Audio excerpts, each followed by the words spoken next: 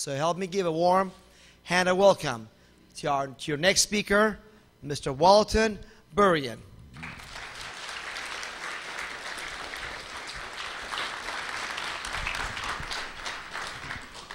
Thank you, Payman.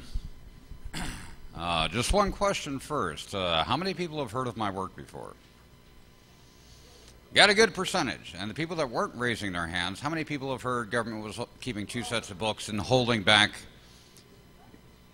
The ones that didn't raise their hands, how many people heard that government's keeping 2 sets of books and promoting selectively created budget reports? Okay. Now, to start off my presentation here, there was a documentary I produced, finished it up last month, and I put together a short trailer. It's about 10 minutes long, uploaded it to YouTube about 5 days ago. It now has 6,000 views. If you do a search for government on YouTube, it'll come up in the first or second page. If you search for government wealth, it'll come up right at the top of the first page. Government investments, it'll pop up. Even if you search on my name, Walter, first name on YouTube, it'll pop up on the first page. So it's getting a lot of viewership. The 10-minute trailer actually teaches a lot right in the 10-minute trailer. So I'd like to start off by showing that 10-minute trailer, and then I'll take over from there. Capable of being cut at any moment by accident or miscalculation or by madness. The weapons of war must be abolished before they abolish us.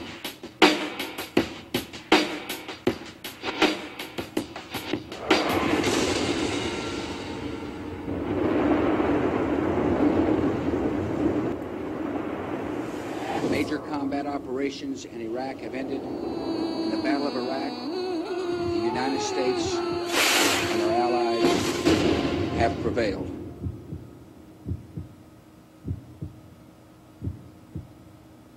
With unlimited wealth also comes the potential for unlimited theft and extortion, easy money. Here we have some of the sharpest minds on the face of the planet orchestrating the takeover of the world economy. The corporations, the land, the productivity value of the people.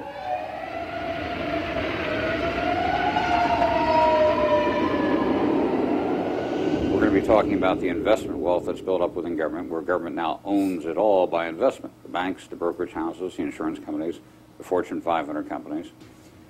Government is now bringing in more gross income than the population of the United States. When you look at the banks or the insurance companies, their number one investor, collective government. When you look at the total picture, government in 2007 brought in $14 trillion. The entire population of this country grossed, net after taxation, gross income of $5 trillion. The dollar is actually a zero-based currency.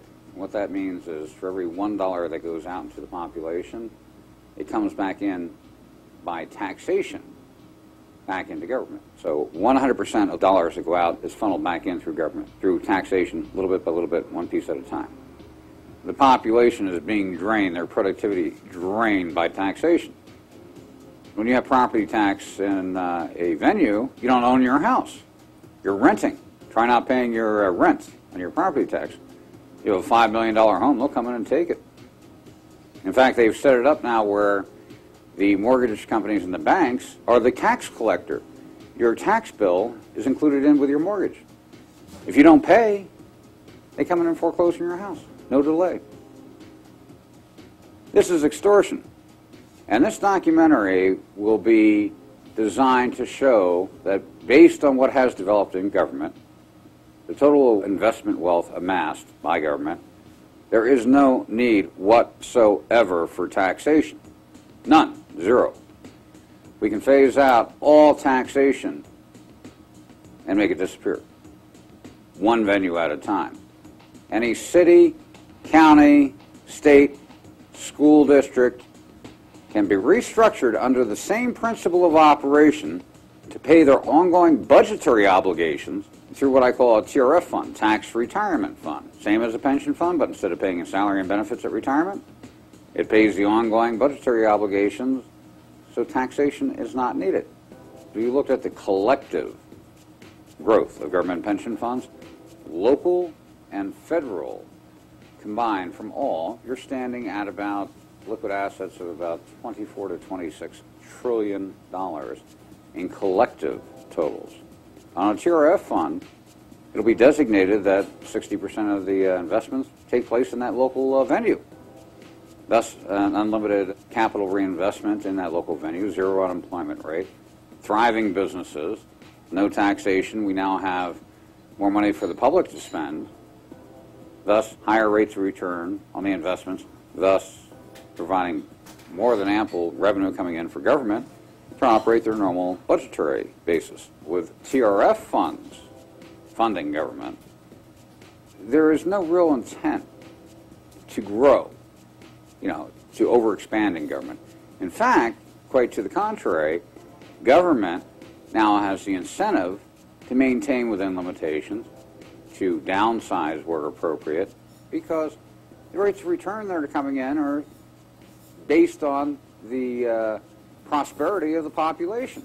The better the population is doing, the better are the rates of return, more money coming in for government.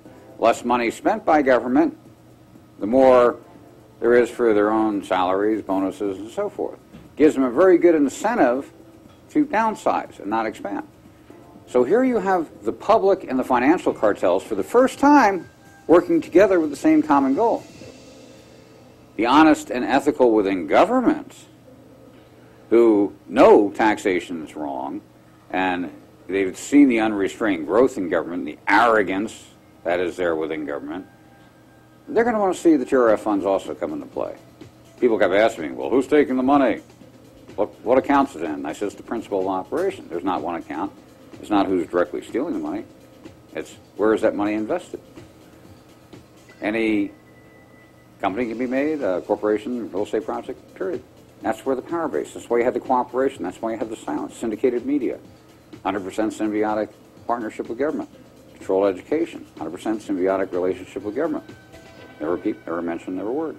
Total void maintained in the population's comprehension. Would you give your 15-year-old child carte blanche to write their own allowance check each week? No way. Anyone I've asked that question, I would never do that. And that's exactly what we've done with our own government. We've given them carte blanche to write their own allowance check. Whatever tax they can create, investment income from specialty investment funds, which the public doesn't even know exists, they would create this phenomenal income coming in from themselves by having carte blanche to do so. And they had to keep the public totally off in right field as they continue business in left field. If you poll the public, they think their elected officials or the managers within government, oh, they're stupid, they don't know what they're doing. They're real idiots. Wrong. The idiot would be someone who would say this. Here you have collective governments that are controlling trillions of dollars, taking half the productivity value of the entire population, and someone's going to call them stupid? I would call them extremely opportunistic. And we've allowed them to get away with it for the last 65 years. It's time we took back our country and created a structure that directly benefited we the people. The annual financial report, or comprehensive annual financial report for government, is their holy grail of accounting. Never talked about, never mentioned, never discussed, because it showed the gross income, the investment wealth that was building, and it showed the 1/3, as of 2000, 1/3 tax income that came in. Now, if you looked at a budget report, it looked like 100% was coming in from tax income, because that's what's shown on the budget report. Everything else was shown on the annual financial report. And this was intentional on government's part, because they knew if that void was filled and the comprehension was being gained by the public as to the growth and scope and size of government, the population would have stopped it decades ago. So, never a mention, never a peep, never a word. When you have a government that develops into this type of extortion of revenue, manipulation of revenue, non-disclosure, I have to qualify that as organized crime. Government is breaking the law through their massive non-disclosure by intentionally creating a vacuum and a void on their collective ownership. If a public corporation did that, all the directors would be sitting in San Quentin after a 40-count SEC indictment. Here, city level, county level, state level, total vacuum, total silence, not a mention, not a peep, not a word. No comprehension, even discussed, Total refusal of our elected officials to even mention collective totals, total wealth, total investments.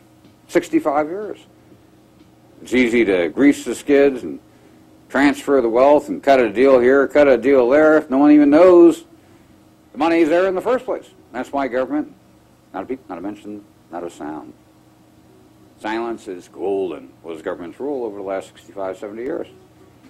Talk about Janet Jackson or this, that, or the other thing over here and something non-consequential. And over here, let's see, in the 2008, government takes over $600 trillion in derivatives. They control the marketplace, cause the collapse, suck $15, $20 trillion out of the world economy into their investment fund accounts. On the other side of the trade, not a peep, not a mention. Silence is golden, as the public is masterfully entertained. Not to look, not even to comprehend, to think about it. That makes it very easy for the corruption. With the TRF fund application, we can revert the ownership back into the hands of the population, benefit the financial cartels, benefit government, benefit ourselves, creating a productivity through capital reinvestment of unequal proportions that will drive the economy for the next 1,000 years. And we will maintain our wealth and allow our wealth to build. I do recommend you suggest to your friends and family to do a search on YouTube. It's called The Only Game in Town, The Way Our Government Can Be. That is the trailer of the documentary. Now, I put out a documentary in 2000 called The Biggest Game in Town, which had to do with disclosure of what government was doing and how they were setting up their structure. That circulated worldwide. I released it on Google on December 25th of 2008. Within 4 or 5 days, it had 870,000 views worldwide, which was not productive for the boys, and all of a sudden a few strings were pulled in Google and they stopped the hit counter from going. But I had locked in screenshots of their data pages before they did so. The bottom line within government is you have so much wealth. I mean, every one of us, since we're little kids, we start a lemonade stand, make $5.80 for the day. You count it 10 times. Get a little older, maybe start a paper route. Well, I made $85 this week. If I get another 40 papers, I get $115. Go to college. We start investing in the market. We're sitting there on our laptop studying. Oh, I'm up $200. Well, I'm down 50. You know, we get older.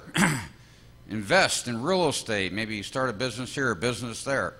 From when we're little kids up until when we die, we keep a running total of how much cash we have in our pocket, what the value of our investments are, and we keep a running total of our net worth in the back of our mind from when we're little kids up until when we die. Unless Alzheimer's sets in, then we forget.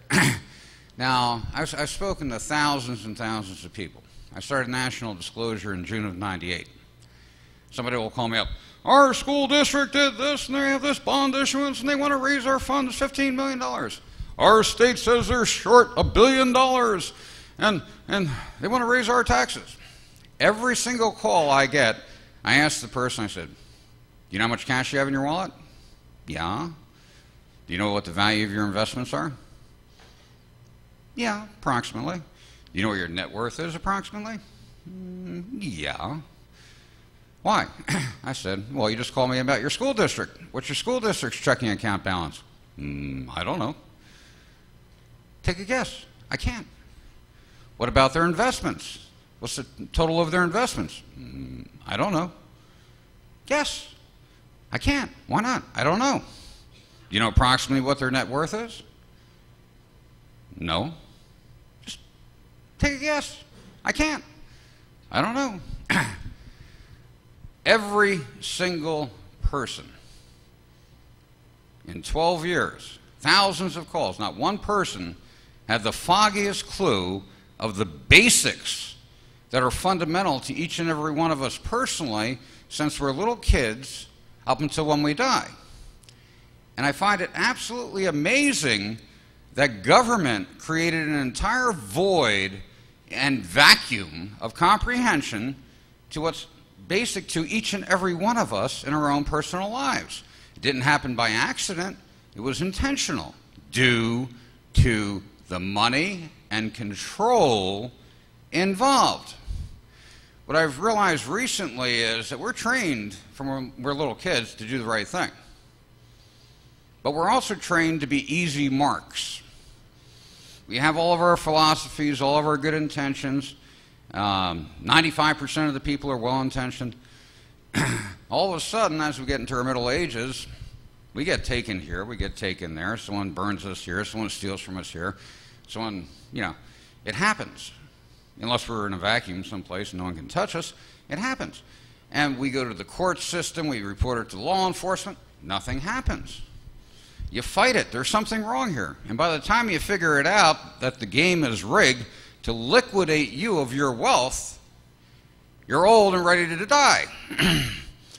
So people have to understand to look at the basics and realize that we've all been trained to be easy marks. We've all been trained, okay, to allow the thief to steal from us.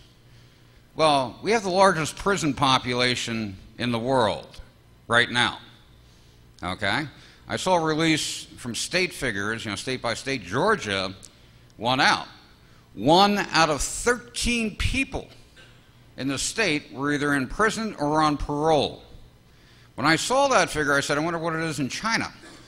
3 out of 100,000. Remember, we have the freest country in the world. Best money prisons can buy and law enforcement.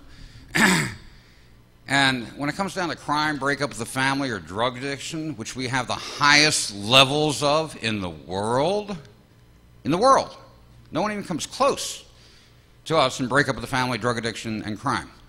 You have to ask yourself one basic question, very important. How much money is that generating for my city, my county, and my state? It's billions of dollars a year in each state. It's $1 trillion a year marketplace.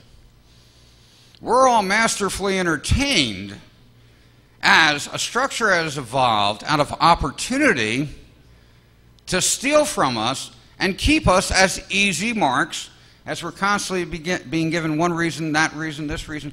Oh, we have to raise your taxes. Oh, there's crime on the street. There's drug addiction. We have to take care of health care.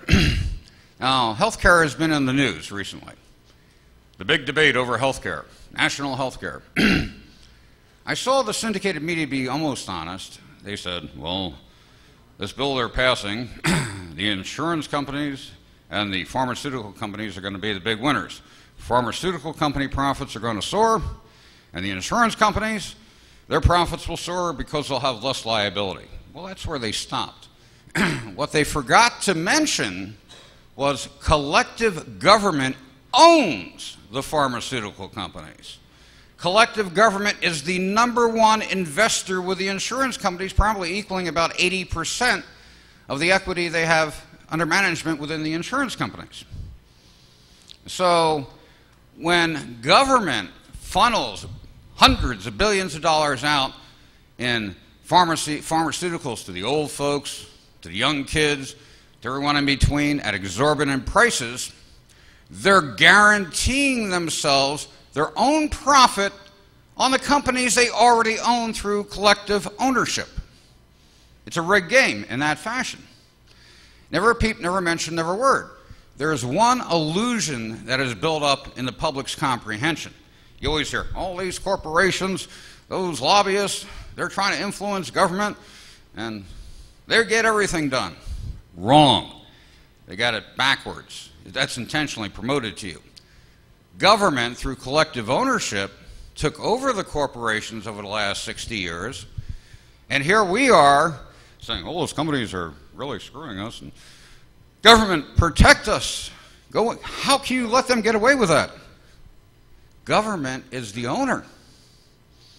Russia looked at what was happening in the United States, had happened in the United States, and they saw how much control collective government had over the population. They saw how much money was being brought in. And they said, whoa, wait a second here. They wrote a better blueprint for communism and total control. We got to follow their principle. Now, we had the money and the wealth building. This is the wealthiest country in the world. But when you have massive wealth, there's 100% potential for massive theft. And when the public's being entertained off in la-la land over here, and everyone's cutting their deals behind closed doors over here from within government, the public never stood a chance in hell of not getting burnt out of opportunity. The corporate board meetings, large corporations. You know, people were saying, oh, those corporations are outsourcing, sending jobs to Mexico, China, Russia. Wrong. Most of them would have stayed here in this country. Who was promoting to the board of directors to outsource were the shareholders. Who were the shareholders? Collectively, government. You break down any Fortune 500 company and look at the tens of thousands of local governments, they may own between 68% to as high as, I've seen as high as 91% of a company. They've taken over in collective ownership. You will not find any one city, county, or state owning more than 5%. There are limitations on any local government on how much they can buy of one corporation. But if you have, say, New York State, City of Manhattan buys 5%. City of Brooklyn buys 5%. State of New York buys 5%. The State Retirement Fund of New York buys 5%. Well, those 5% add up. You know, there's only so many nickels in a dollar. And they can actually target any corporation or industry group and effectively take it over. Now, they can't network between themselves. Oh, we're going to use our influence. We own 71% of that corporation. We're going to tell them what to do. That's a monopoly. And being government, there's still certain restrictions in play. So the way they got around that was through the creation of private financial associations. You may now have 12,000 local governments as members. And they can sign their proxy voting rights for the shares they own over to the private association. So that private association now can walk into, say, a board meeting at ExxonMobil, representing 12,000 local governments, which just happen to own 61% of the corporation. Effectively, that person could fire the entire board of directors by proxy. Okay, it's a phenomenal control. He can direct where they're going to spend their multi-billion-dollar advertising budgets with ABC, CBS, NBC, wherever. Okay? So they've created control over the majority of the large corporations through investment. Now, the way they pulled this off was rather brilliant. This plan went into motion back in the 40s, after World War I. Wars allow for massive theft. You can clean out entire countries' treasuries and shift it over to yourself. Well, World War II, there was massive theft that took place. Hundreds and hundreds of billions of dollars were liberated and taken. And they said, okay, well, we just pulled off a nice little theft and confiscation. Let's now set the principles in motion for peacetime, but to give us the position to control and build our wealth. It's always been about wealth transfer, transferring someone else's wealth into your pocket. Okay? Government gave the ability as an organized structure to be an administrative clearinghouse for revenue collection. Now, most government employees that I've spoken to, they don't have a clue. They're just like us. They're doing their job. Well, I got a nice pension, getting a good pay, and got to do my job, and so forth. 95% of the government employees don't have a clue what's taking place. The upper level management, they know. You know, they're seeing bits and pieces of the forest. The lower level government employee, he's surrounded by leaves. He doesn't even see a tree, you know, through the leaves. So there's very few people that have a perspective on the whole picture. But when you look at the fundamental basics, all of a sudden the picture becomes crystal clear. But the Federal Reserve was a brilliant move on the part of the boys to take it all over. A gold and silver-backed currency, which up until '63, they phased out gold and silver. There was not enough gold and silver to back the intrinsic value of the United States. And in fact, probably at that time they had less than 5% of the gold and silver necessary to back up what was in circulation. and the value, the intrinsic value. So they switched over to the Federal Reserve. The Federal Reserve, by the way, is a private association, kind of like the Boy Scouts, Knights of Columbus, a very close government authority working with it. And they have membership banks participating with the Federal Reserve. And by being a member bank, they get certain privileges and benefits and so forth, as long as they intercooperate within guidelines. I've heard people say, well, it's in the Federal Reserve. Well, it's like saying, let's cancel the Boy Scouts. Yeah, you do. You still have a lot of Boy Scouts. They're just no longer members of the association. So all the banks can go off separately doing what they want to do by themselves, because the association is strictly a private association. The banks are just members, following certain guidelines. But by creating the Federal Reserve, they were now able to expand the money supply each and every year, dealing with the value. A dollar is a bartering tool. It's a piece of paper with ink and print on it, okay? But as an accepted bartering tool is where it has value. Polynesian countries, way back when, they used to use seashells as bartering tools, okay? They've used gold and silver and, what are cattle, wheat, corn, soybeans, bartering tools. The dollar is a good bartering tool. Fits in an ATM, the seashells didn't. So they used the dollar. But as they expanded the growth of the dollar and the money was recycled back in through government, government would collect a massive amount of money, put it out in services to the public, but each year they were pulling off 2%, 3%, 4%, 5%, really good year, maybe 8%, and investing it. Well, each year, another 2%, 3%, 4%, 5% invested. Next year, 2%, 3%, 4%, 5% invested. Well, that adds up each year. And over 65 years, government took it all over by investment. The Fortune 500 companies, the banks as being the #1 investor, the insurance companies. Now, in the news a while back, Hershey, the chocolate company, they were going to move their plant down to Mexico. Now, the corporation and the directors, no way. They loved being in Hershey, Pennsylvania. They were a landmark. It was the spirit of Hershey, Pennsylvania. They didn't want to move. The stockholders, government, wanted them to outsource to Mexico because they'd get 600%, 700%, 800% higher profits. Who were the collective government bartering to get them to move? Local and federal government management being networked through the private associations. What did they do to sweeten the deal? They also gave Hershey a $700 million bond, issuance under Hershey to give them the money to build their plants down in Mexico to guarantee this new 600%, 700%, 800% profit. Now, on my website, which is CAFR1.com, stands for Comprehensive Annual Financial Report, CAFR1.com. On the front page, you'll see a big red button. It says CAFR Downloads. I put a few example CAFRs up there for states and cities and counties. But you'll also see the audit of the Federal Reserve, which is their annual financial report. I have 2009, 8, and 7 up there. You'll see the audit of the IRS up there. Okay? Very good thing to look at.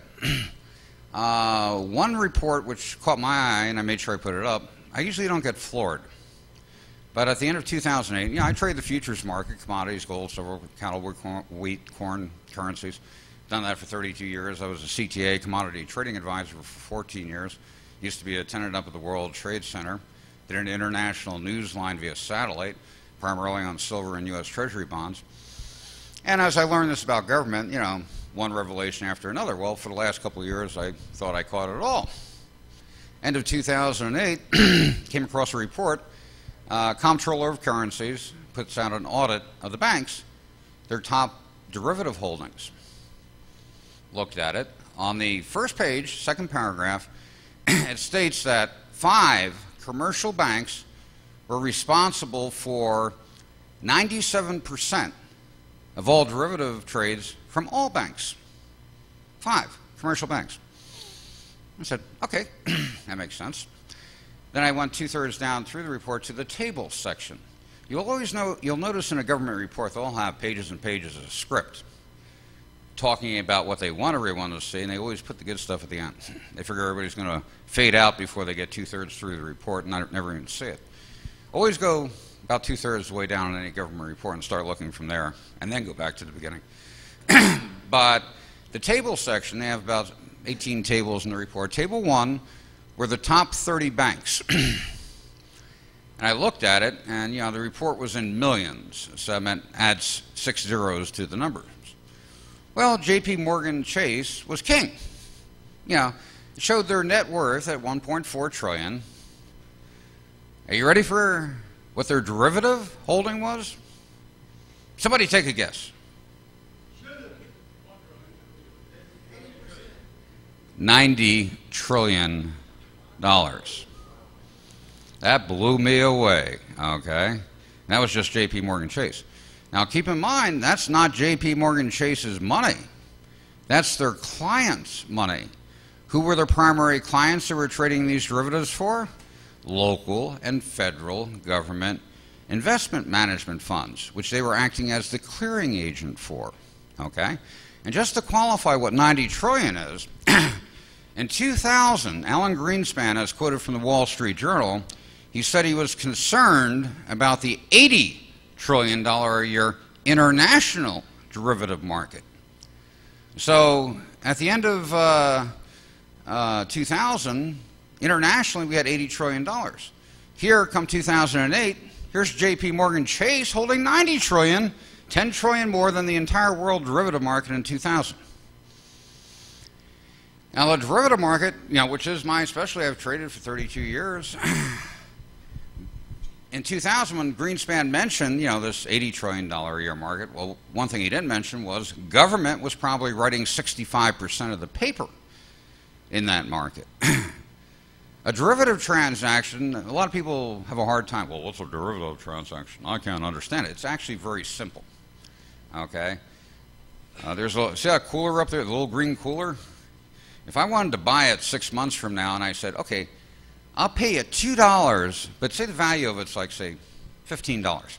I'll pay you $2 now, and 6 months from now, I'll give you the other 13, and I own it. And she signs a contract for me. I give her $2. She goes, that's a good deal, But I know water bottles are going to go right through the roof, and that'll be worth $30 in 6 months. So I give her $2 now. 6 months from now, I buy it for $15. Doesn't matter if they're going for $30. I've locked her into a contract. Now, in that water bottle, say for example, she hears, I want to buy it for $15. She goes, well, I know water bottles are going to go down to 50 cents. China's coming in and selling them for $0.25. 6 months from now. Okay, I sign a contract, $2 changes hands. I'm kind of forced to buy it at 15. If the price starts going down to $1, I just got stuck for $14. So a derivative contract is time. You're buying 5 months, 6 months, a year, 2 years, whether it be gold, silver, cattle, wheat, corn, soybeans. You're making a commitment on time, okay? And you're locking in the financial responsibility. If you're a seller and the price goes down first, you buy it back, you collect the equity difference. If you think the price is going up, you buy it first, price goes up, you sell it, closing out the trade, and you walk with the equity difference. So a derivative contract, when you execute it, you're looking for the price to go up or down. You can sell first, buy first. Doesn't matter, when you do a gold futures contract, doesn't matter if you have 1 ounce of gold. You could be sitting there selling 1,000 contracts, okay? And by the way, on that derivative report for J.P. Morgan Chase, I looked, I think it was table 13 or 14, it showed their gold futures position. They were holding $87 billion worth of gold derivative contracts, mostly short. They sold first. It was right before the collapse. And what happened at the end of 2008, after 9/11, when the World Trade Centers got hit, which I was extremely mad about. I wanted to bring my son there for lunch when he got older, but never had the chance to. But before this, 8, 9, 10 months before it, I watched in the Wall Street Journal, they show institutional fund short derivative positions against physical holdings. The normal ratio is 18%, high side was 30, 35%. Well, 8 months before it had broken 40%. I said, something's up. 3 months before 9/11, it hit 60%, hedged short. Okay? Well, when 9/11 occurred, stock markets worldwide collapsed for 2 or 3 days. And for 2 or 3 days, the markets collapsed, 4 days, 5 days. And people said, well, who profited from this? And all of a sudden it pops out in the paper, someone didn't claim a $5 million put option on American Airlines. This must be the people behind 9/11. $5 million is chump change on chump change on chump change. Okay? The bond market, which I was actually trading at the time, 4:30 in the morning Arizona time, all of a sudden I watch it, boom, up a point. It moves in little ticks. A full point is 30 seconds of a point. Up a point and a half, down a point and a half in seconds. And I said, what the hell? I looked at the front page of AOL, see Tower 1 burning. Okay? Well, the number one profiteer off of 9/11 were the government institutional managed funds that had their short derivative positions on. They took a loss on their physical positions, but their short derivative positions made a killing, trillions of dollars in a very short period of time. Now, government also outsourced, a lot of their management funds. CalPERS International in '82 was one of the largest. And by the way, CalPERS was getting closer to $1-2 trillion, dollars back in the '80s. Okay, California. And it was getting too obvious, that much money under management, we got a problem here. CalPERS started recommending to local governments that they manage their own funds, go to separate management, get out of CalPERS. Or they started CalPERS International in '82, and then they recommended to actually all local government pension fund managers across the country, you local governments have very odd and peculiar rules. You're not allowed to trade derivatives, futures, calls, puts, stock options, advanced forward currency contracts. This can cost you billions of dollars. CalPERS, which has an excellent management record for 65 years, has just gone to CalPERS International, and in so many words, if you participate with them, you will not be subject to those pesky little rules. Okay, so they consolidated and directed management participation to go to CalPERS International. Now, CalPERS International is a transfer agent. It's set up as a transfer agent. If you get their comprehensive annual financial report, it always shows low balances, 39 billion, 51 billion, 49 billion. That's because they're showing what's in the process of going out for assignment or coming back for distribution. They've actually assigned Credit Suisse, Deutsche Bank, Millennium Fund 1, Millennium Fund 2, a few trillion dollars. Okay? Outside of the dollar, outside of mandatory investment in the United States, local government pension funds were restricted from only having a very small percentage outside the dollar, invested in Asian, European companies and so forth. And they kept raising that up over the decades. The bottom line came down to easy money, profit motive, public sitting there off in la-la land, government bringing in hundreds of billions of dollars a day. Okay. I mentioned the gross income government. 2007 collective government, local and federal, tax income between both was about 5 trillion.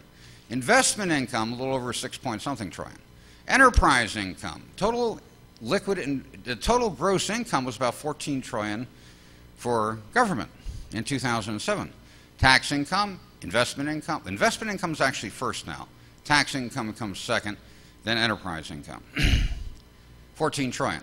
The entire population of the United States, Bill Gates, the guy working at McDonald's, investment income, salary income was about 10 trillion. And if you take off direct and indirect taxation, indirect's very important, big chunk there, that was about 5 trillion, as I mentioned. So that gave the public net income after taxation of $5 trillion.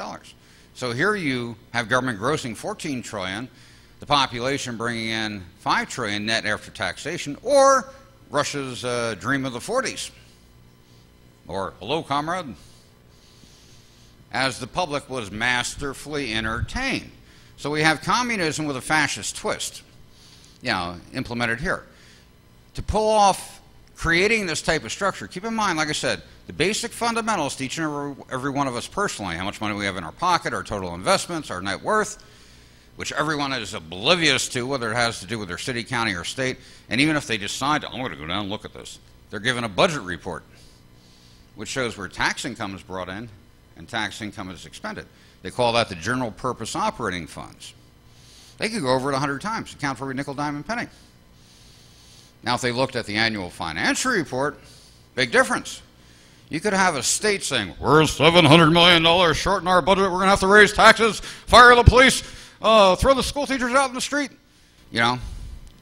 And you look at their annual you look at their budget report, yeah, they're $700 million short. Look at their annual financial report, they could be $3.5 billion in the black. And the public sitting there clueless, being marketed to, off in la-la land, and these guys are laughing, they were, you know what, off all the way down to the bank. Every week, every month, every year. And they've been building up for 65 years. And they're also getting more totalitarian, as long as you're nice little, you know, sheeple and ferrets sitting there following instructions. Which way do I go? Which way do I go? That way? Okay, yeah, oh, that way? Okay. No problem. Oh, 40% of my money goes out to the government? Oh, that's great. No problem. If you object, whatever, they will target you. They'll make your life a living hell. They're organized crime. Al Capone, back in the 20s, 30s, he would go up to businesses saying, you're in my town, you pay me 25% of your gross income for the week if you want to do business in my town.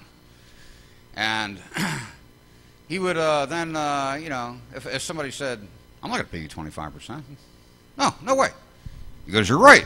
You're going to pay me 35%. And if you don't pay me in 10 days, I'm going to firebomb out your business. And he did.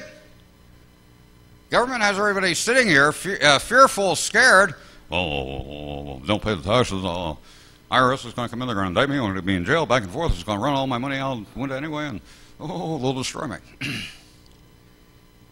Well, maybe. I mean, the old expression, there's nothing to fear but fear itself, and they promote the fear aspect to keep 99% of the public in line. Okay? But, you know, everyone hears the IRS. Everyone knows they're collecting taxes. How many people in this room know what IRS collected last year? Anyone know? Okay, and I read Staples' button on my download. I have one of the, not last year, but I think it was for 99. It gives IRS's annual financial report, audited by GOA and the Treasury Department. Now, just a notation, I didn't really look into the IRS until about 2 years ago. I said, okay, well, let me find out about the IRS. I wanted to find out first, is it a government agency or is it a private agency, private corporation? Well, everything I looked at told me 100% it's a private corporation, assigned as a collection agency, assigned by Congress to collect tax bills. The IRS was the only company I found anywhere in the world that puts out 2 annual financial reports. They put out one annual financial report for their collection obligation to the U.S. government, and they put out another annual financial report for their corporate structure, which told me they're 100% private. Now, I got my hands on the, you know, annual financial report for the collection obligation for the Congress that they're contracted out for. I have not been able to find their second annual financial report. I looked through the archives of all the documents from Senate, Congress to the IRS. Every single document I found, without exception, said, oh, this is recommended, we suggest. There was not one document that said, you will do it this way. This is the way the law is, this is how it will be done. Everything was a suggestion, a request, not one specific instruction. Over everything I could find, communication between Treasury and IRS, Senate, Congress, always a suggestion or a recommendation. Never once, this is how you will do it. Because they were not a government agency, they couldn't be told what to do. Only recommendations and suggestions. You know, I haven't found their original annual financial report yet, but I have a feeling they're not a U.S. corporation. I think they're a foreign corporation, would be my guess. Okay. And their other annual financial report, which is for their debt obligation, excellent report. You can download it off my site under IRS. It shows the total demographics, total personal income, total corporate income, I mean, phenomenal data there, showing the big picture. And the thing I noticed when I looked at the corporations, you know, which have anywhere from 5, 7, 8% tax liabilities, 3%. Do you know what the big corporations are paying in tax back then? 0.2%, 0.25%. Because after their deductions, nothing. Now the private sector at that time, 35%, 27%, 16%. And it broke up each demographic group. Now I thought about it for a second. I said, why are the corporations getting off so scot-free? Well, duh. I've been telling people, government owns the corporations. Why would they tax themselves? Okay. The investment income, if a tax was levied on government's investment income, it would pay off almost all budgets on local government. Okay? But the bottom line is, you know, we were trained and conditioned, a vacuum and a void was built up on the basics, so we wouldn't even think about it. You know, don't go there. There's no communication, no conversation, no cognitive thought allowed as to what are basics to ourselves. What's total cash gross receipts, total investments, net worth. Don't discuss it, don't talk about it. You know, you can have a state saying they're short on their budget, $700 million, but if you look back 1 year, 2 years, 3 years, they may have increased their expenditures by $5.3 billion. That's why they're short $700 million. Do people look at the basics? No. They're being marketed to and entertained to follow instructions as an easy mark for wealth transfer at the benefit of others. Now, what I've told you up until this point, I just consider blind opportunity. We left the vault door open. They said, thank you very much. Are you ready for the scary point? At this point, 70% of the show are congressmen, our senators, our governors, attorneys. 70% of our elected officials are attorneys. Networking to move as much cash as possible now to their advantage, dotting the I's and crossing the T's to lock in the productivity value of the next 7 generations. As we sit here being masterfully entertained. It's a scary thought, and I think everyone here knows the reputation of an attorney. Say it's mandatory to use them, or you'll be destroyed. Then when you're forced to use them, they'll take everything you got, and after they, in plain language, screw you, they'll still expect you to say thank you, and act all indignant if you get mad. Does that kind of seem like what politics are today? That's because 70% attorneys. They're networking between themselves.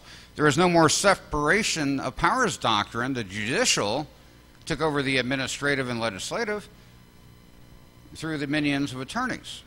Now networking it all together as one corporate for-profit enterprise. And if you start digging into your local cities, your counties and states, you know, this is California. I consider California a beautiful state. I lived out here for about 6 years at one point down in the San Fernando Valley. Well, we have Governor Schwarzenegger. We're $38 billion short on our budget. How will we survive? $38 billion also is pocket change for California.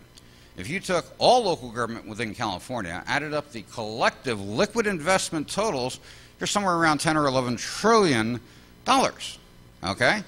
If Schwarzenegger said today, well, we found ourselves short, we're $38 billion in the red, you got to make this up. What we're going to do is do a full audit review of all specialty investment funds from all local governments, which there's tens of thousands, and we're going to determine what an equal percentage would be to satisfy our entire negative and give us enough of a surplus to buy us through the hard times here. Well, it would probably only be like 1.5%, maybe even 2% max of an equal distribution from all of these funds. Simple, no problem, yep, done. Well, number one, they get a big problem because they can't qualify all of these specialty investment funds in the first place because the public never knew about them, the majority. Okay, so that's a big problem for them. They can't mention it. Silence, void of comprehension. Now, the TRF fund, Tax Retirement Fund, what I've done there is now, after bringing forward comprehension and disclosure, I'm now showing that by investment revenue, just like a government pension fund, which there's a massive, it's the largest financial structure on the face of the planet. Collective government pension funds, you're talking about $26 trillion, local and federal. Now, you will not see consolidated totals anywhere. You may see large funds disclosed, CalPERS, New York State Retirement Fund, different state retirement funds, but there are hundreds, if not thousands, of other smaller and mid-sized pension funds for government that they're not talking about. You look at the collective totals, it's massive. And for the last 60 years, as government pension funds grew, they drove the economy. They were investing in corporations, real estate projects, shopping malls, apartment buildings. They drove the economy. Okay? TRF funds, tax retirement funds, here's the win-win situation. Why it will happen, will work, and I'll show you the 1 + 1 equation that equals 2 that will get a chill on your spine. The last couple hundred years, you had government and the financial cartels working together to do the wealth transfer from the population. Okay? And they were. They built up a phenomenal corporate structure to do so. TRF funds, for the first time in history, teams up the population and the financial cartels to modify government's operations, administratively modify it. The entire structure is in place today to make it happen. Why is it not happening? They've been conditioned to their easy money, direct taxation. Hey, 15-year-old kid, 14-year-old kid with a carte blanche allowance check, who determined his own allowance check, do you think he's going to give that up? He'll run you into the ground. You gave a 14-year-old carte blanche to cut his own check. You made $3,000, say, a month. He'd be cutting a check for $3,500 a month.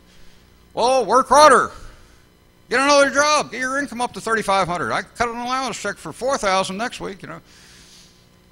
You wouldn't be stopped. Government's not going to be stopped. It's easy money, especially when you have 70–80% attorneys running the entire show. They couldn't care less. There's a presentment of offering a service. I mean, the schools are, phenomenal in the schools and certain things, healthcare and so forth, but it's designed for profit, to funnel in tax revenue to guarantee a profit on investment holdings. And the public's not looking at that. So they're getting burnt. The taxpayers getting burnt beyond imagination. They have been for the last 30–40 years. TRF funds, public now starts looking. You start creating the investment wealth from the TRF funds, meeting budgetary obligations. You can actually, most cases, for 3, 4, 5 years, phase out taxation in that venue. Because after audit review and consolidation of surplus revenues, you may be 45, 55, 60% there on the balance. Okay? Pension funds, people put in 1.5% employee, 1.5% local government to build up to their massive structures now. TRF funds, you have the object of phasing out taxation. Let's move it along. Make an 8% contribution into that. Meet the objective in 3–4 years. No taxation. Phase it out. Because you're meeting your budgetary obligations from the return on the funds. And they have a 65-year exemplary track record of showing what they did with their own funds. You have certain examples here and there where they try to promote, oh, we got burnt with everybody else. No. 9/11, government funds barely missed a heartbeat. Public got cremated. Okay, 2008, public got burnt to the nth degree. Government funds, they took a hit, but hardly missed a heartbeat in comparison. And the short derivative positions they took prior to 2008, they made a killing. I'm a derivatives trader.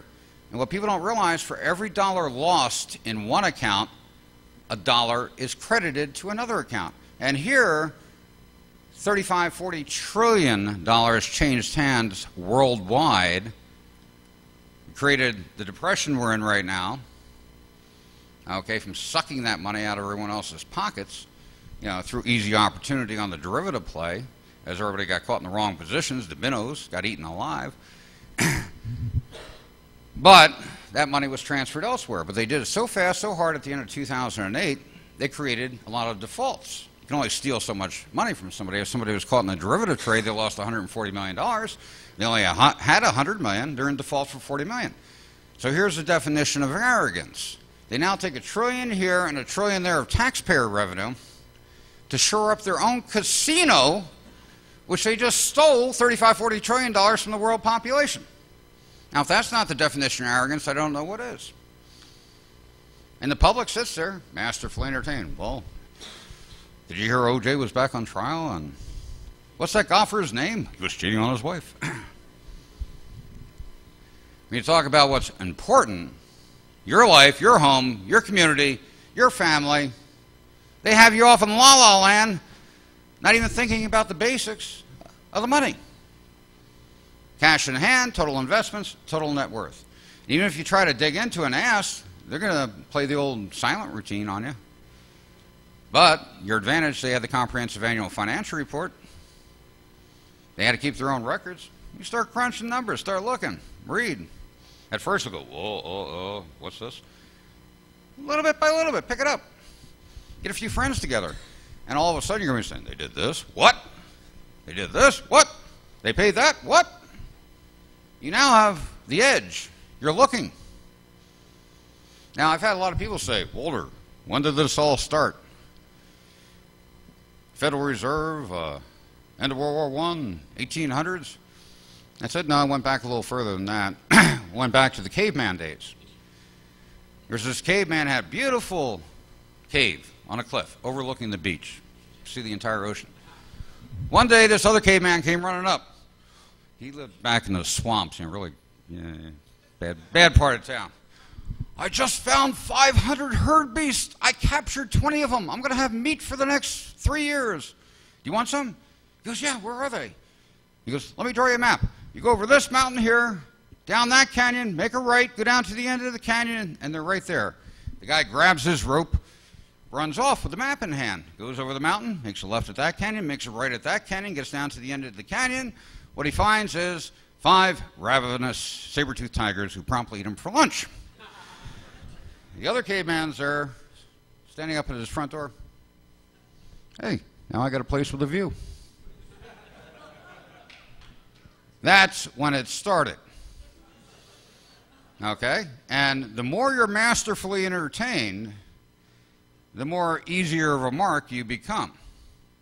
And when you have collective government, I'm giving my end time, when you have collective government masterfully entertaining the entire population, not to even think of the basics on the city level, county level, school district level, we got exactly what we got. But hopefully I've given you the comprehension to start reversing it, and this, I can't tell you, this is the most important, this is the whole spinal cord, the whole comprehension, cognitive thought that everything else comes from.